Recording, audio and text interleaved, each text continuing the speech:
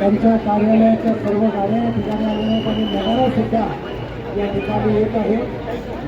त्याच्या हिस्टॉरिक त्याच्या बॅकग्राऊंड बद्दल आपल्याला सगळ्यांना माहिती आहे. माऊली आणि जगद्गुरु तुकाराम महाराजांचं महत्व सगळं आपल्याला, पण मला आता एक महत्वाचा एक पॉइंट असा बोलावासा वाटतो आजच्या ह्या निमित्तानं, की आजची तरुण पिढी सगळ्या कॉस्मोपॉलिटन शहरांमध्ये, पुणे असो, मुंबई असो किंवा जी कुठली रुरल भागातली मुलं, सेमी अर्बन भागातली मुलं ह्या परंपरेशी त्या मनाने बऱ्यापैकी त्यांना ह्याच्या बाबतीतला अवेअरनेस आहे.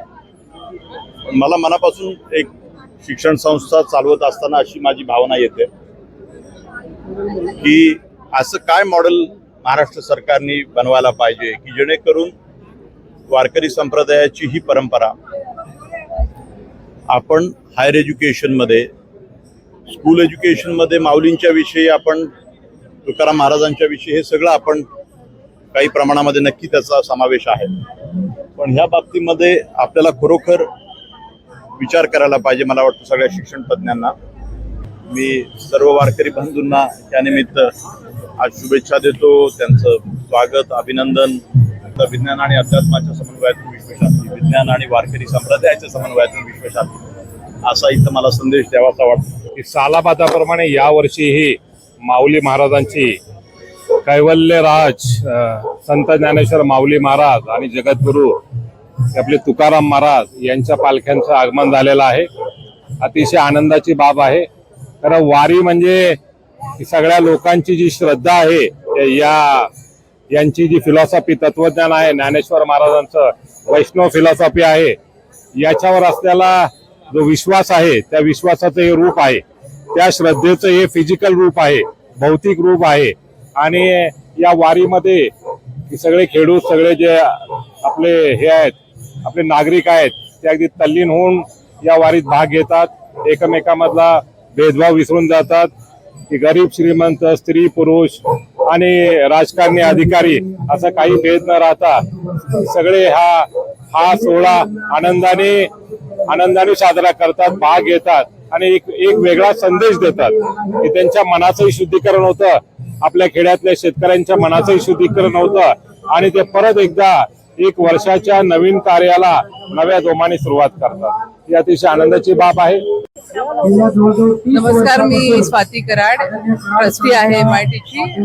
आणि खरं म्हणजे हा जो पालख्यांचा सोहळा आहे, जो अनेक वर्ष महाराष्ट्राची ही परंपरा आहे आणि मला असं वाटतं आपल्या पुण्याचं हे भाग्य आहे, पुण्यनगरीचं, की इथून आपल्या ह्या ज्ञानेश्वर माऊली सर्व संतांच्या, तुकारामांची असो, निवृत्तीनाथांची असो, सर्वांच्या पालख्या या पुण्यनगरीतून जातात. आणि दरवर्षी लाखो वारकरी आळंदी ते पंढरपूर हा प्रवास करत असताना पुण्यामध्ये ह्या पालख्यांचा जो विश्राम असतो, त्यातनं पुण्यातल्या सगळ्या आपल्या जे काही इथे रहिवासी आहेत, आपल्याला सगळ्यांना एक वेगळ्या प्रकारची ऊर्जा यातनं मिळते असं मला वाटतं. ही एक पुण्यभूमी त्यामुळेही आपण मानतो की आळंदी आणि देहू आपल्या जवळ पुण्याच्या आहेत. आणि वारकऱ्यांकडनं जे एवढे उत्साहामध्ये आपण बघतोय की मागचे 3 दिवस जो पाऊस पडतोय, पण कसलीही पावसाची, उन्हाची कसलीही तमा न करता फक्त पंढरीच्या पांडुरंगाच्या ओढीने ते सातत्याने जे वर्षानुवर्ष पायी वारी करतात. आणि मला वाटतं आजच्या जगासाठी हा एक खूप मोठा सहिष्णुतेचा जो संदेश या वारकरी संप्रदायातून आपल्याला मिळतो, तो आपल्या सगळ्यांसाठी खूप महत्वाचा आहे. मी MIT परिवाराच्या वतीने, आळंदी देहू परिसर विकास समितीच्या वतीने आदरणीय डॉक्टर विश्वनाथ कराड सर आणि आमचे सर्व ट्रस्टी सर्वांच्या वतीने मी या वारकऱ्यांना एक दंडवत करते, त्यांना प्रणाम करते आणि त्यांच्या रूपाने आपल्याला माऊलींचा, सर्व संतांची शिकवण आपण शिकत राहू, आपल्याला त्यातनं काही ज्ञान आणि सहिष्णुता मिळत राहू, हीच प्रार्थना पांडुरंगाची.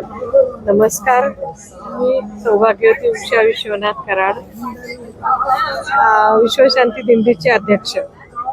आज दिंड्या सगळ्या आज पुण्यामध्ये येत आहेत. संत ज्ञानेश्वर महाराज, तुकाराम महाराज, त्या पालख्यांचं मी आमच्या सगळ्या दिंडीतर्फे, माझ्या कराड कुटुंबियांतर्फे सहर्ष स्वागत करते.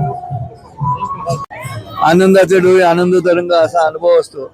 ज्ञानेश्वर माऊली म्हणतात, सुखी सुख मोरे तेणे चिदानंद होरे.